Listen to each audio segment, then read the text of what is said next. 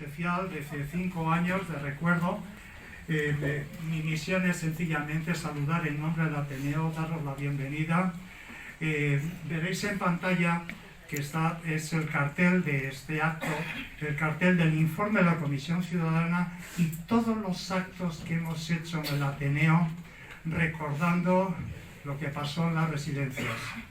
La sección de salud del Ateneo, de la que soy responsable, es muy consciente de la importancia que tiene lo que ha pasado en las residencias para que haya verdad y justicia, como pide la asociación, para que no se vuelva a repetir y para que los responsables rindan cuentas.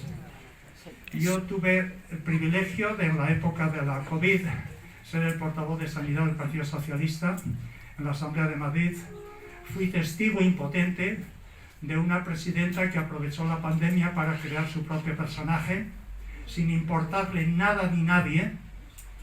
Fui testigo también del gran trabajo que hicieron todos los sanitarios reformando los hospitales como nunca nos pudimos imaginar.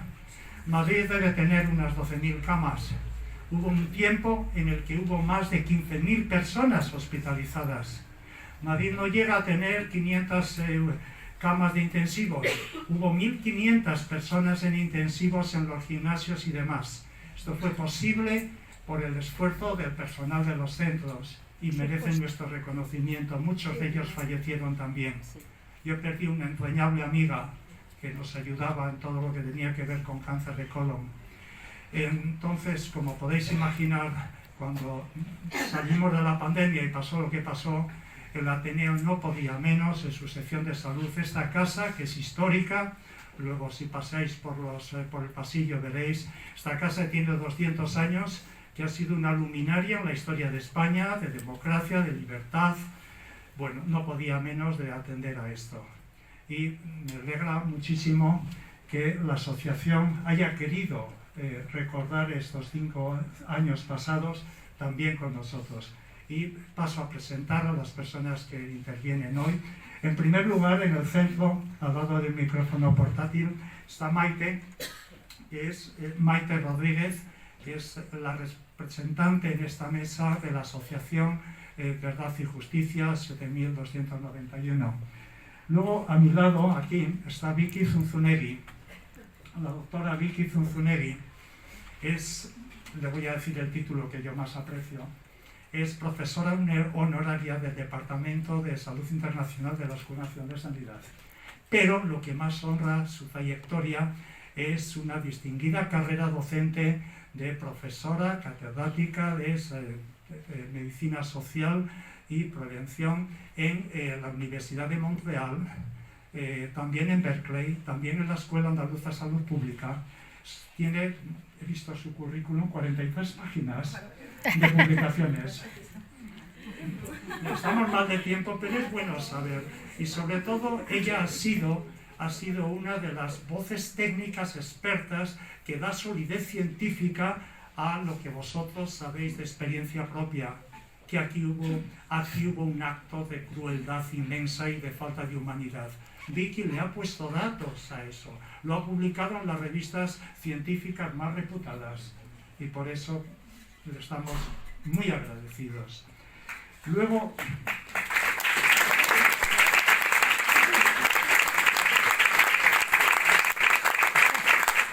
hay que reconocer a la gente mientras está con nosotros, ¿no? Pues sí, después no vale.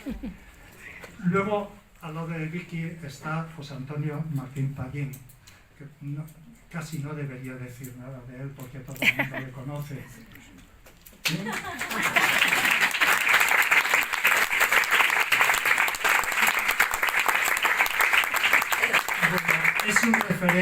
Es un referente de buena justicia, de buenos magistrados, de gente que lucha por los derechos humanos y también de, ahora que voy para viejo, de juventud, de segunda juventud activa y saludable. A sus 89 años, 88, vale. ¿Veis? Hay que arañar al tiempo todo lo posible. Bueno. Ha presidido la comisión y es una de las voces más escuchadas, más respetadas y que más dignifican la convivencia y la conversación pública en España. Al lado de Maite está Diana Ruiz, enfermera, uno de los mejores títulos y trabajos que uno puede tener en este mundo, médicos aparte. Es enfermera del 12 de octubre en mi hospital, es activista por todo lo bueno por lo que hay que ser activista, incluido el movimiento sindical. Y luego allá en el extremo izquierdo de esta mesa, de hecho para vosotros, está una periodista muy especial, Raquel Pérez Ejerique, que ahora está en Diario 16, que ha cubierto cosas tan...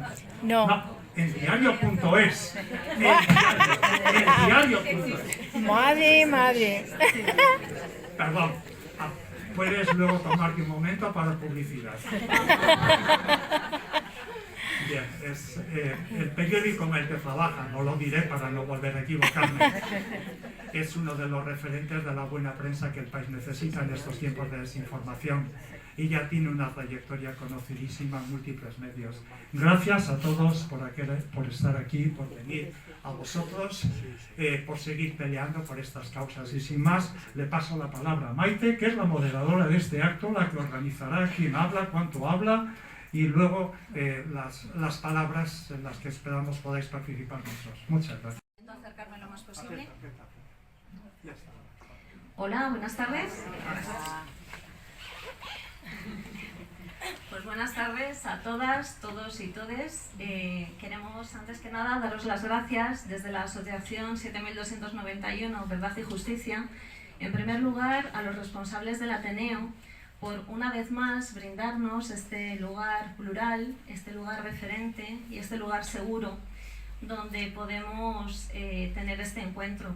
Y a todos los que habéis venido hoy hasta aquí, en esta tarde maravillosa y primaveral, pues muchísimas gracias, porque la verdad es que hace tarde de terracita y que estéis aquí metidos, pues es muy de agradecer. La verdad es que cuando os digo esto, no solamente os lo digo como fórmula de cortesía. Yo no sé si alguna vez os habéis visto inmersos en una lucha como la nuestra, espero que no, pero enfrentarse a la administración no es tarea fácil. Aparte de arduo, es algo en el que te sientes insultado, vilipendiado, castigado, y todos estos apoyos, la verdad es que son muy de agradecer, de verdad. Para los que no nos conocéis, os diré que la Asociación 7291 Verdad y Justicia está integrada por un conjunto de personas. Una de ellas son las trabajadoras de las residencias.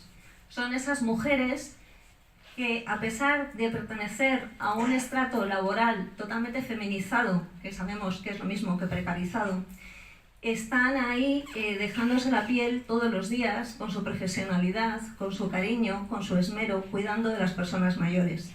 De estas mujeres tenemos mucho que aprender todos los días y les debemos el respeto que las instituciones no les están dando. Por otro lado, estamos las familiares de las víctimas de los protocolos de la vergüenza de la Comunidad de Madrid, que no del COVID, que son cosas distintas. Según vas conociendo a más compañeras, vas oyendo cada vez más relatos. Te das cuenta de que tenemos una necesidad de hablar, de escuchar, de sentirnos integradas, de exteriorizar esta rabia que tenemos dentro. Ya no es solo dolor, es rabia. Y esta necesidad de justicia que hasta que no la podamos cubrir, no cerraremos nuestro duelo. La verdad es que confieso que cuando entré en la asociación, lo que más me sorprendió fue la cantidad de personas que no formaban parte ni de uno ni del otro grupo, es decir, que ni trabajaban en residencias ni eran familias de víctimas. Tengo que dar las gracias a esas compañeras y a esos compañeros que están ahí todos los días currando como no os imagináis y dejándose la piel por una causa que a priori podría parecer que no era la suya y que sin embargo la han hecho suya. Porque esto no es un problema de familias, esto es un problema político y esto es un problema social. Así que compañeras, compañeros, muchas gracias.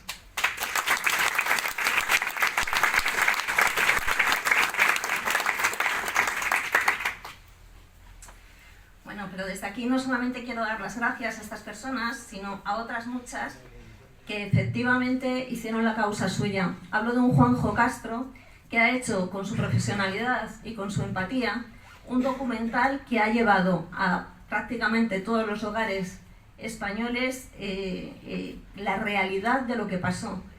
Una realidad de una forma muy sintética, muy clara, llena de datos y sin ni una sola opinión.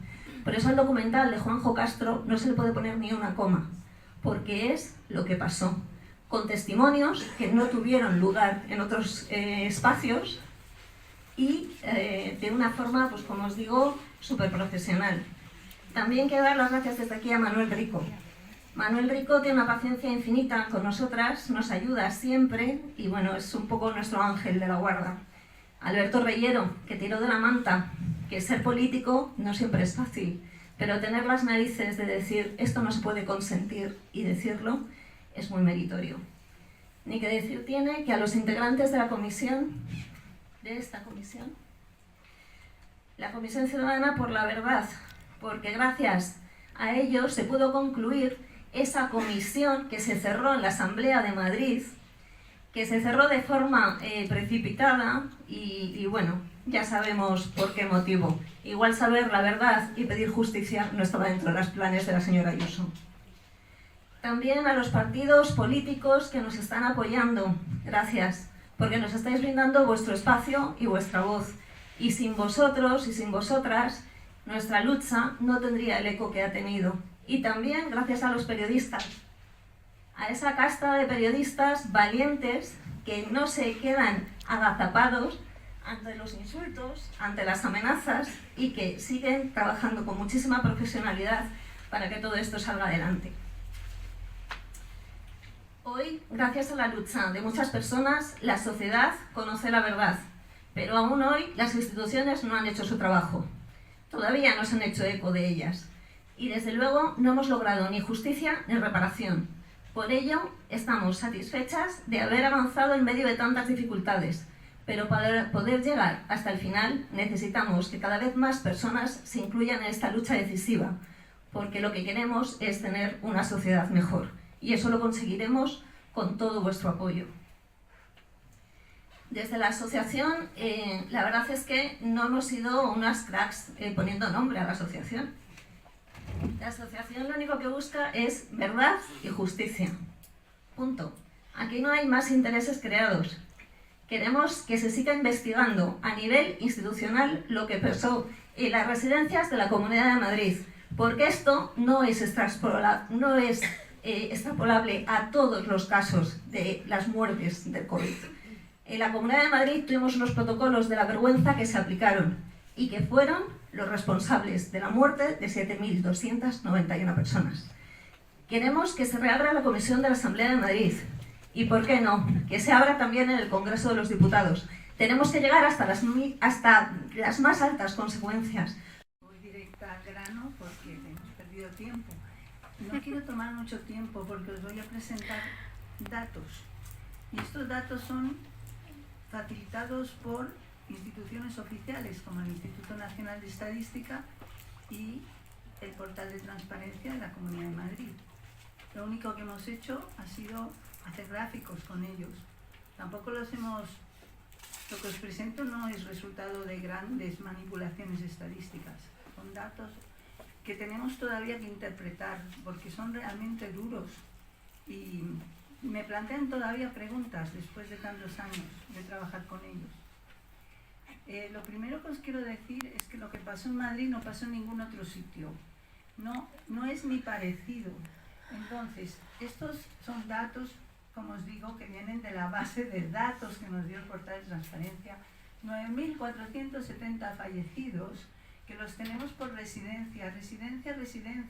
O sea, si alguien pregunta, ¿cuántos murieron en Mirasierra?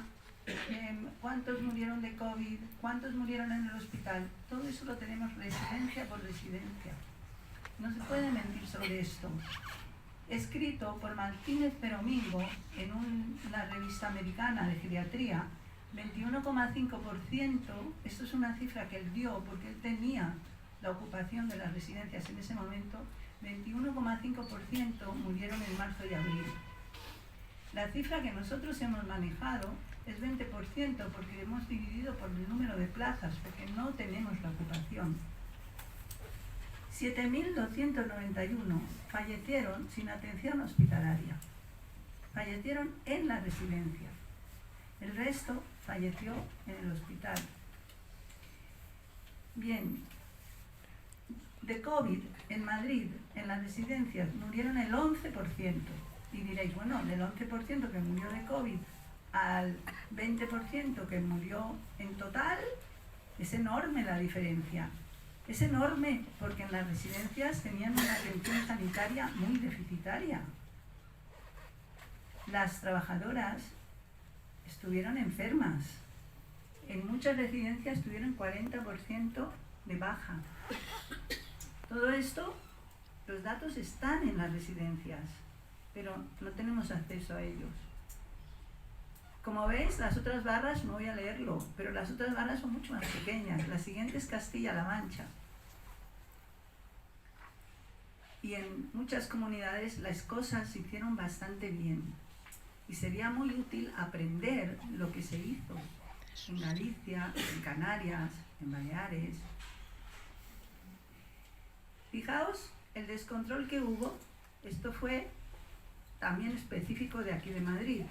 Los datos que os presento ahora son el número de infectados por COVID que se registraron en el Centro Nacional de Epidemiología.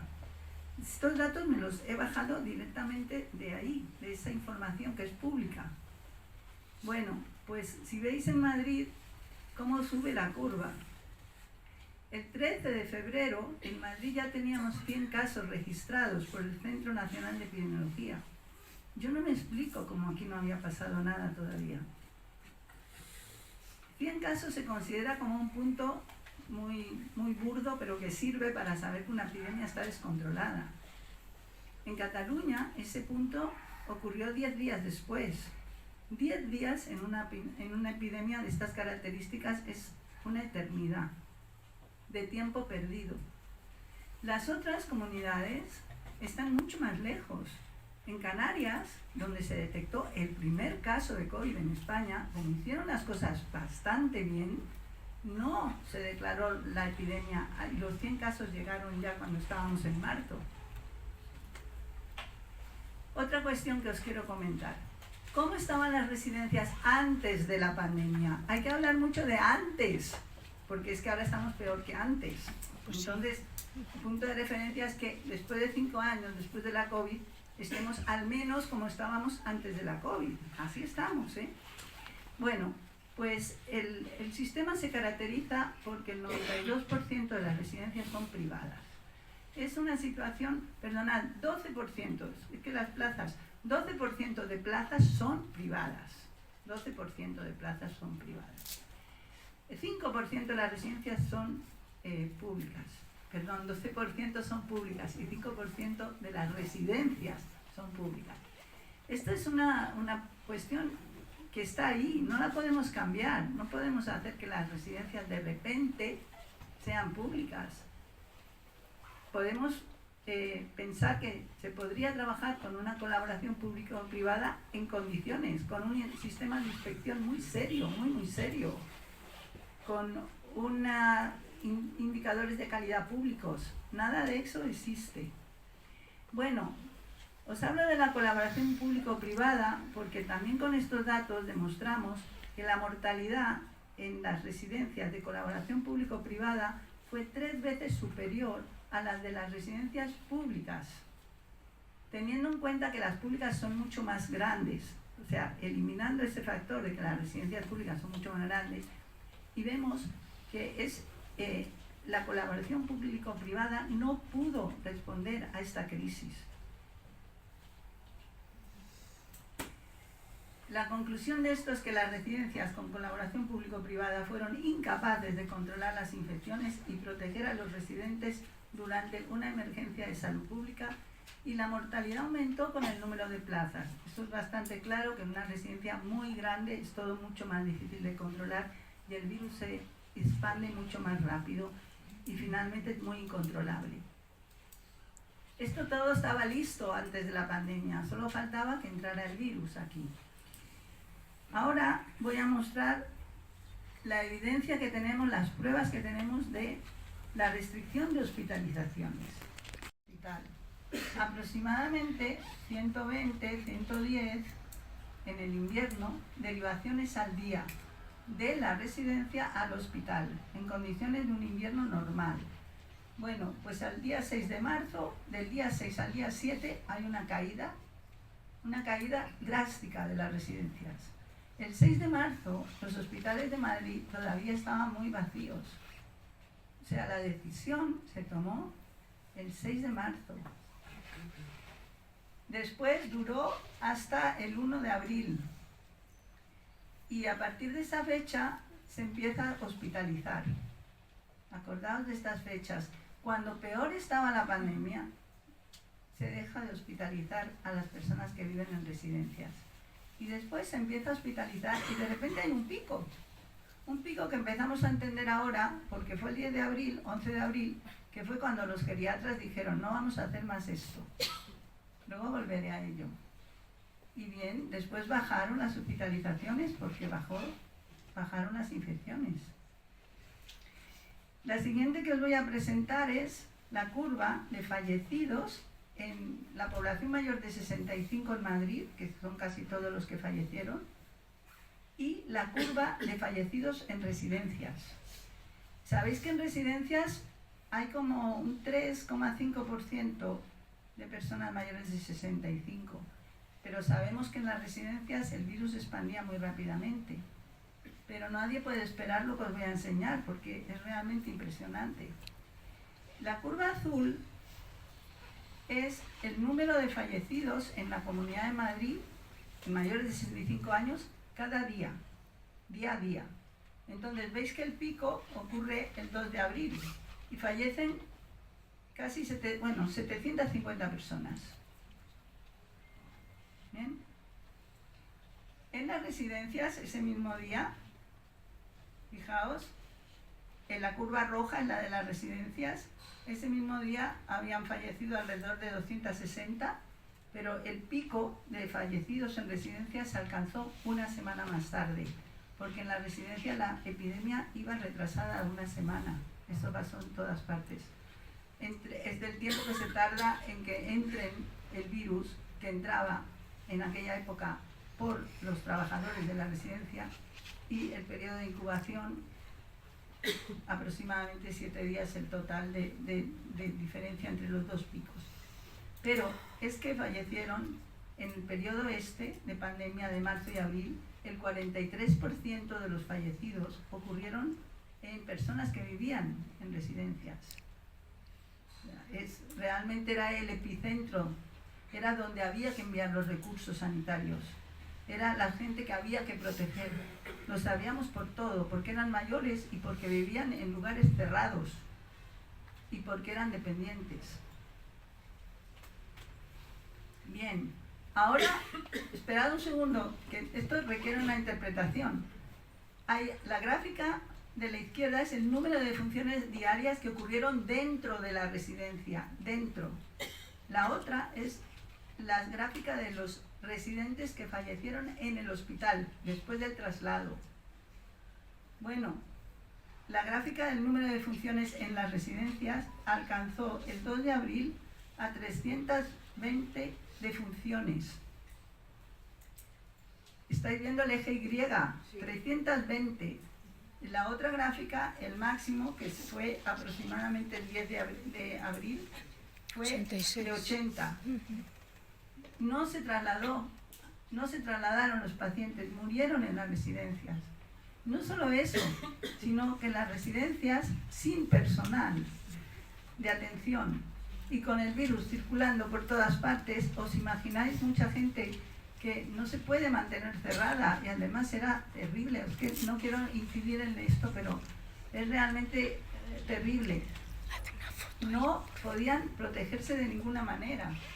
Bueno, os presento esto y ya voy a acabar, porque esta es la mortalidad de los pacientes COVID dentro de las residencias en 13 estudios que se hicieron en España.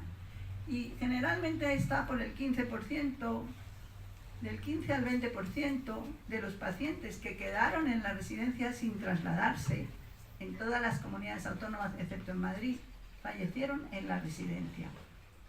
Pero en Madrid esto fue 41-47%, 3 veces más fallecieron dentro de la residencia. Falló totalmente la atención sanitaria a las residencias de personas mayores. Fallaron los servicios de salud pública. Se impidió la atención primaria, no os lo he contado. Se excluyó la atención hospitalaria con los protocolos. Los protocolos escritos empezaron a funcionar el 18 de marzo, pero como vemos en las gráficas, empezaron a funcionar el 7 de marzo. No se utilizó el IFEMA, no se permitió la asistencia por ONGs, y ahora sabemos que hubo 1.700 médicos voluntarios en el Colegio de Médicos que nunca se utilizaron, a pesar de que Carlos Moore pidió que se utilizaran. La situación actual es peor, como os he dicho antes. Sigue habiendo brotes, hay falta de atención primaria, recursos a hospitales por urgencias fundamentalmente, calidad de la atención sanitaria desconocida, calidad de la atención sociosanitaria desconocida, quejas de familiares, planes de construir 40 residencias de 150 plazas en suelo público, a pesar de que sabemos que si hay una crisis es ahí donde más va a morir la gente. Y eso es todo. Muchas gracias por escucharme. Muchas gracias a la asociación, que estáis haciendo un trabajo espectacular. Estáis llegando a sitios un poco como inimaginables, ¿no?, cuando empezasteis, así que enhorabuena. Bueno, pues yo, después de los datos que ha dicho Victoria, 7.291 ancianos, ¿no?, que por una decisión política se dejaron abandonados en las residencias. Entonces, pues está claro que las decisiones políticas tienen unas consecuencias devastadoras, y quizás estos 7.291 ancianos es como la cara más cruel, ¿no?, de una realidad que vivimos, porque no son los únicos que se están quedando sin atención. Tenemos que recordar que durante la pandemia se cerraron los SWAP, que eran los puntos de atención de urgencia de atención primaria, ¿no? Nunca se han vuelto a abrir. Se han abierto lo que llaman PAC, que no están dotados como deberían de estar dotados, que hay muchísimo menos número, que no son eficientes, o sea, se ha demostrado que no son eficientes. La atención primaria también está totalmente desfinanciada, ¿no? Han empezado, aparte de que ya la financiación era baja,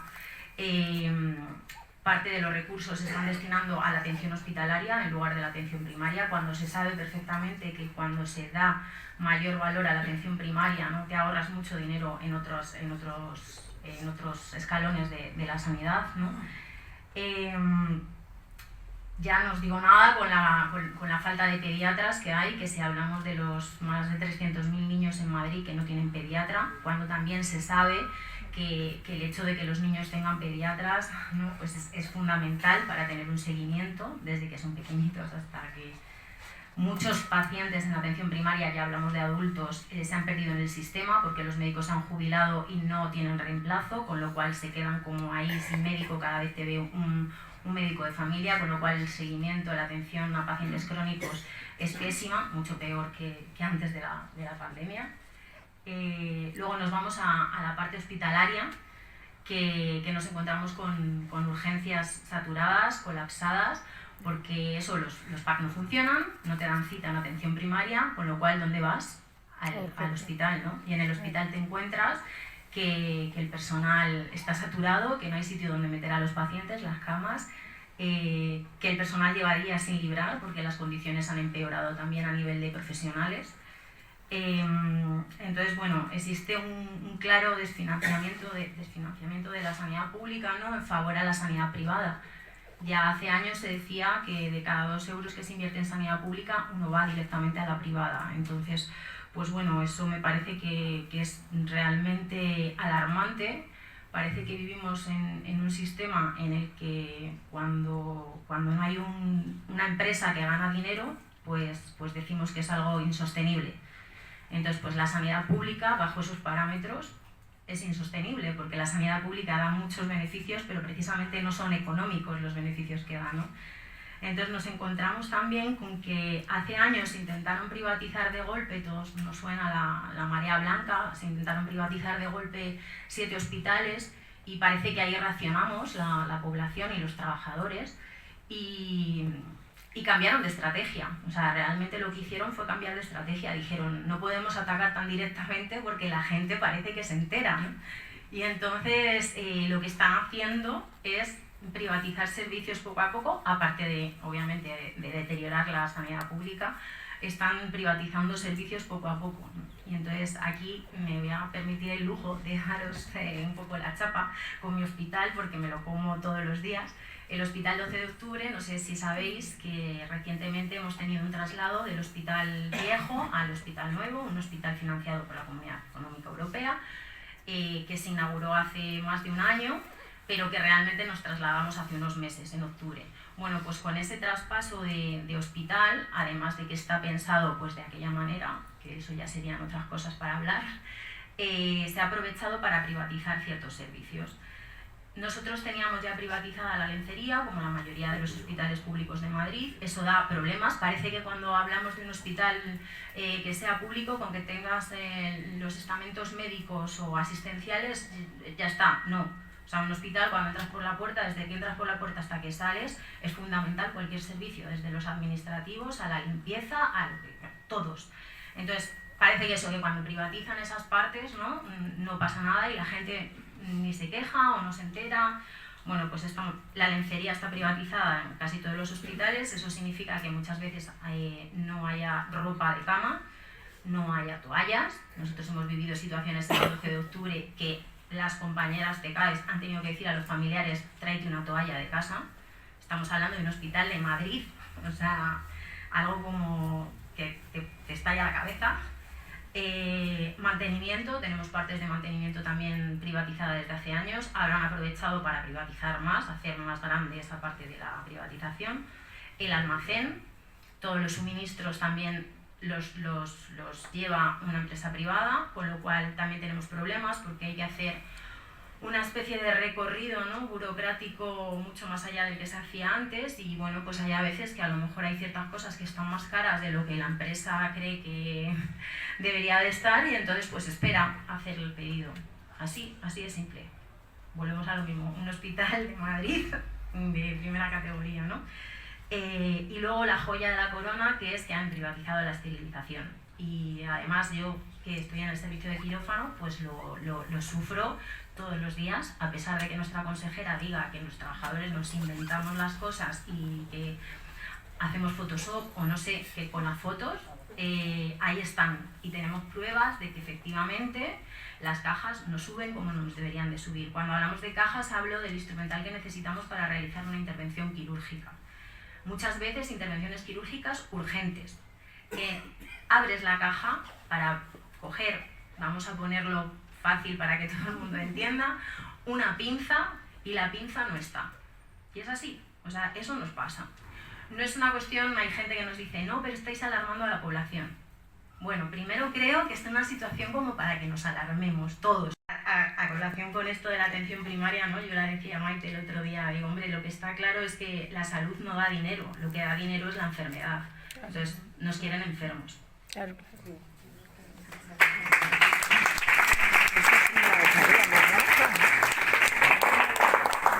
Bueno, pues el panorama que nos es adjunta al director Del diario.es. Bueno, Raquel pertenece a ese colectivo de periodistas de investigación valientes que investigan, que justifican, que demuestran y que luego publican. Y a pesar de los ataques, los insultos, las denuncias, pues ahí siguen, haciendo su trabajo con tenacidad y con integridad. Muchísimas gracias, Raquel, por venir desde Valencia y todo tuyo. Muchas gracias.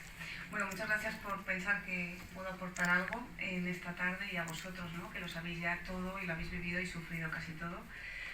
Pero también quiero aprovechar para daros la enhorabuena, no solo a la asociación, sino a todos los familiares, porque los que somos periodistas nos cuesta recordar algún caso, alguna injusticia, alguna desgracia en la que las personas que lo sufrieron sean capaces de mantener vivo un tema durante 5 años. No es fácil, ¿no? Los medios somos como a veces como los perrillos detrás de un hueso, ¿no? Nos lanzan un hueso, vamos corriendo, nos lanzan otro hueso, vamos corriendo, y el tema de las residencias con sus subidas y bajadas, pero tengo que decir que periodísticamente, y esto lo hablamos entre colegas también, ¿no? Es un tema que con sus momentos más o menos intensos habéis conseguido entre todos que se mantenga. Bueno, hay quien también ha hecho su mérito fuera de las familias, ¿no? En la Comunidad de Madrid también han hecho méritos para que se hable de esto, ¿no? Pensando que lo iban a tapar y han conseguido lo contrario, ¿no? Esto también dice un poco la inteligencia política con la que se ha gestionado, pero os doy la enhorabuena porque no es fácil estar 5 años, ¿no? Hay una ventana de oportunidad que es la rabia, el enfado. Después de 5 años imagino que empieza el cansancio, el aturdimiento, y es fácil y humano dejarlo estar, ¿no? Como muchas familias también me han contado, ¿no? Bueno, yo estaba en esto, pero ya lo he dejado estar porque me afecta a la salud personal. Entonces, bueno, aparte de agradeceros, quería mostraros también el orgullo y el honor de tener gente que no desiste y que sois capaces contra un aparataje institucional de que se siga hablando de esto, ¿no? Y que no nos acabemos de olvidar nadie. La verdad que hablando el otro día con Maite me decía, bueno, ¿y cómo lo podíamos enfocar? Porque vosotros ya lo sabéis todo, ¿no? Sois quienes habéis iniciado esta bola periodística y esta bola social. Yo no viví las residencias aquí en Madrid porque en 2020 me fui precisamente ese año a Valencia a vivir durante 3 años porque me presenté a un concurso como directora de informativos de la televisión pública y estuve allí 3 años. No he vuelto recientemente y fue a mi vuelta en el 2023 cuando, aunque había conocido el tema evidentemente por la prensa, pero bueno, yo me dedicaba más a la actualidad valenciana, cuando empecé a entender la magnitud de lo que habíais vivido aquí, ¿no? Y ahora que he vivido la Dana, el otro día lo hablábamos, realmente hay muchísimas similitudes entre vosotros, ¿no? Y ahora yo creo que para la gente de Valencia no es el momento, por supuesto, pero estoy segura que en un tiempo querrán conoceros y que habría puentes que tender porque habéis vivido cosas muy similares, ¿no? Para empezar, un liderazgo político, Carlos Mazón o Isabel Díaz Ayuso, muy similar, ¿no? Son presidentes instagramers que han confundido dar buenos titulares, o bueno, no, ni siquiera buenos, ¿no? Llamativos, manejar las redes sociales, ser sorpresivos, han confundido eso con la gestión, ¿no? Eso es algo que podría haber pasado, pero también tienen en común un segundo elemento, que es el peligroso de verdad, que es que tampoco se han rodeado de un equipo solvente. En la Dana pues vimos que Carlos Mazón estaba comiendo, su jefe de gabinete estaba volviendo de un viaje privado de Bilbao y se quedó atascado en la A3, su número 3 estaba en Alicante, el conseller de Educación con 66 municipios que habían cerrado los colegios estaba también en Alicante porque venía un puente, era martes, el puente empezaba el jueves. La consellera de Innovación y de todos los polígonos industriales estaba en Alicante también, recogiendo un premio. O sea, dibuja un poco un panorama en el que no se toman las cosas demasiado en serio, ni en el día a día. Ese día, un martes laborable, no había mucha gente trabajando en la Generalitat Valenciana, pero claro, si además tienes la mala suerte de que te viene una pandemia o te viene una Dana, pues claro, se ven un poco más las costuras, ¿no? Eso también lo tuvieron en común. Y también han tenido en común una especie de desprecio por lo público, ¿no? Siempre no es eficiente, fuera los chiringuitos, tenemos más chiringuitos que personas que necesitan atención. Y bueno, todo eso ha generado un caldo de cultivo necesario para que el desastre se gestione tan mal. Y en Valencia, quiero recordar también que la Consellería de Emergencias se le dio a Vox, un partido negacionista del cambio climático. Cuando Vox sale del gobierno, por orden de Santiago Abascal, se coge a la primera consellera que pasaba por allí prácticamente y se le dice que además de justicia, interior, va a llevar también emergencias, ¿no? Una persona que además desde julio que asume las competencias hasta el 19 de octubre no se toma ninguna molestia en entender la consellería que le acaban de dar. Yo creo que esto tiene un parangón parecido, ¿no? En la Comunidad de Madrid en la pandemia, en la que tampoco parecía que hubiera nadie muy claramente al cargo. El consejero de Sanidad, pues bueno, ya sabemos lo que hizo. Había cargos intermedios, pero ahora mismo, pues según los protocolos y sus defensas cuando han declarado, nadie estaba al cargo de nada realmente. Creo que también tienen en común estos dos presidentes, y no lo digo, o sea, creo que no lo digo de manera peyorativa, sino creo que es bastante evidente, una competencia manifiesta, y no hablo tampoco de la formación, hablo de la inteligencia de dirigir equipos. Son personas que no han dirigido equipos. La presidenta de la Comunidad de Madrid viene de hacer un trabajo de redes sociales del partido de toda la vida, y Carlos Mazón, creo que su principal hito laboral creo que fue gerente de una Cámara de Comercio de Alicante, luego fue presidente de la Diputación, pero toda la vida, digamos, en puestos relacionados con partidos políticos en los que el mérito no ha sido más que estar, ¿no? Y no han dirigido ni siquiera dentro del partido equipos de personas. Entonces, claro, si no eres capaz de dirigir... Martín Pallín, que es verdad, no hace falta presentarle, pero jurista, magistrado emérito del Tribunal Supremo, divulgador y analista de la realidad jurídica de este país y presidente de la Comisión Ciudadana por la Verdad de las Residencias. Pues cuéntenos usted, ¿cómo ve el panorama?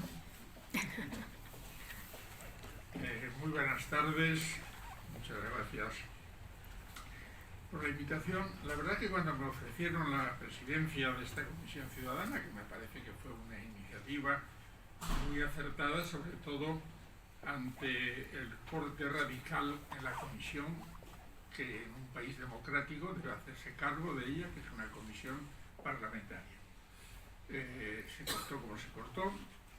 Por un lado doy las gracias, pero por otro lado fue muy duro. Fue muy duro porque, bueno, todo el mundo además sabe que yo he sido 21 años fiscal. He celebrado miles de juicios, por una serie de circunstancias que no son del caso. Creo que tengo el récord Guinness de la Fiscalía de España de celebración de juicios. Y nunca sentí el impacto que me produjeron esas 2 sesiones de la comisión al escuchar los testimonios, sobre todo de familiares de las víctimas, de trabajadoras de residencias, de expertos, de políticos. Alberto Reyero, al que al final de su intervención yo le dije que personas como usted dignifican a la política.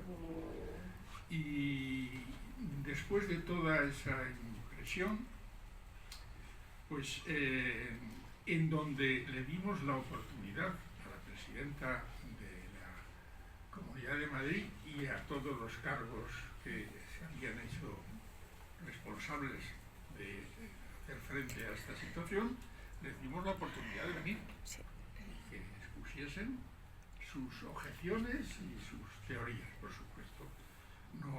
No vinieron. Todo eso cristalizó en un informe que, bueno, la única forma de combatirlo es con un contrainforme, con la profundidad, con los datos y con lo que, por ejemplo, al final viene toda la documentación que hemos utilizado. Pero resulta que este informe, que bueno, ha sido elogiado por muchos sitios, no es válido porque yo soy comunista. Pues es un argumento de peso que realmente lo presentas ante una academia científica y le darán toda la razón. Este señor es comunista. Por cierto, nos hicieron una radiografía a todos. Sí. Hace poco, en un informe, parece que he sido fundador de Izquierda Unida, comunista también, y se olvidaron de una cosa que podría haber tenido su trascendencia. Es que soy del Atleti y la mayor parte de las residencias eran de Florentino Pérez. O sea que por ahí podían haber ido un poco más atinados que por las otras objeciones. Tengo que confesar, está Vicky aquí, que ella, Fernando Lamata y Fernando Flores son los verdaderos artífices de este informe, que ha tenido repercusión internacional y me consta. Y bueno, pues yo me he centrado siempre en algo que podía tener una derivada penal. Esto es un caso de libro, sin entrar en mayores profundidades, como sucede con la Dana, de funcionamiento anormal de un servicio, de una administración pública. Pero claro, hay funcionamiento anormal y hay conductas delictivas. O sea, todo puede encajar o todo puede ser compatible. Y aquí teníamos pues estos 4 protocolos que yo creo que ya no se va a poder recuperar, pero que hubiera sido para mí y para todos muy importante el ver las conversaciones previas, porque esto, como ha dicho Vicky, viene de atrás, no es del 18 de marzo cuando aparece. Todo esto va precedido de cuál va a ser la política que vamos a utilizar. Y yo, resumiendo, es una política de publicidad y de promoción de la presidenta y una política economicista. Esas son las dos grandes guías que dan ocasión a estos protocolos, que los hicieron tan atropelladamente que se van pasando los 4 con muy pocas fechas, 18, 20, 24 y 25 de marzo. A mí siempre, además de eso, he sido profesor de universidad durante todo el tiempo que he simultaneado la Fiscalía y la Magistratura, y que me lo ha permitido los estatutos de la universidad. Y me gusta ser didáctico, porque ahora hay algunos datos que no se han tenido en cuenta. La cifra 7.291, yo admito que pudiera ser 2 arriba, 3 arriba o 4 abajo, no lo voy a discutir. Pero es muy sospechoso que esta cifra se maneja desde hace 3 años. Sí. Y la Comunidad de Madrid no había dicho ni pío. Lo asimilaba pues como algo derivado de la gravedad de la situación, pero nunca, por lo menos que yo lo escuchase, combatió la cifra. Es cuando se proyecta el documental, y sobre todo, primero fue en los cines, y ya el impacto yo creo que fue menor, pero claro, cuando ya se proyectó en televisión española, indudablemente el impacto, y ya entonces pega un salto en el vacío, nunca mejor dicho, y se baja a 4.131 muertos. Y manejando, efectivamente, es de mal gusto contar a los muertos porque bastaría con 10, ¿no? Pero de todas maneras, pues bueno, aún encima tiene la cara dura, porque eso lo sabe, como diría Groucho Marx, hasta un niño de 7 años, que tergiversaron los datos del Instituto Nacional de Estadística. Porque claro, los partes de defunción, como algunos muertos según la UME. Para el futuro, nos está resultando muy difícil, porque estoy en casa, mis compañeros igual que yo, jubilados, pero estamos llegando a las personas que trabajaron bien. Y voy a poner un ejemplo. Hay una persona, Miguel Vázquez, tengo pendiente hablar con él, pero he sabido por varias vías de comunicación que él habló con, creo que es geriatra, pero no estoy segura, en Vigo. Y es presidente o expresidente de la Sociedad Española Gallega de Geriatría y Gerontología.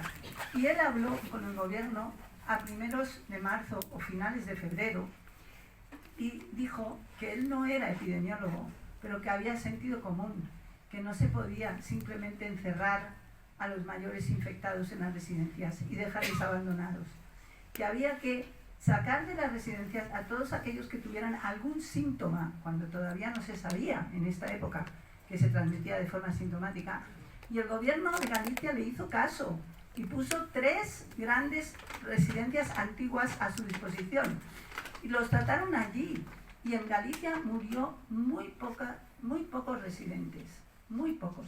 Todavía no he podido ir a Canarias, que quiero ir a Canarias, porque en Canarias murieron contaditos con los dedos de la mano, porque actuaron desde el principio, desde el mes de febrero, protegieron a los mayores que vivían en residencias, y en ningún caso, esto no es triaje, esto es desechar a personas en categorías grandes, porque usted vive en una residencia, porque usted es mayor.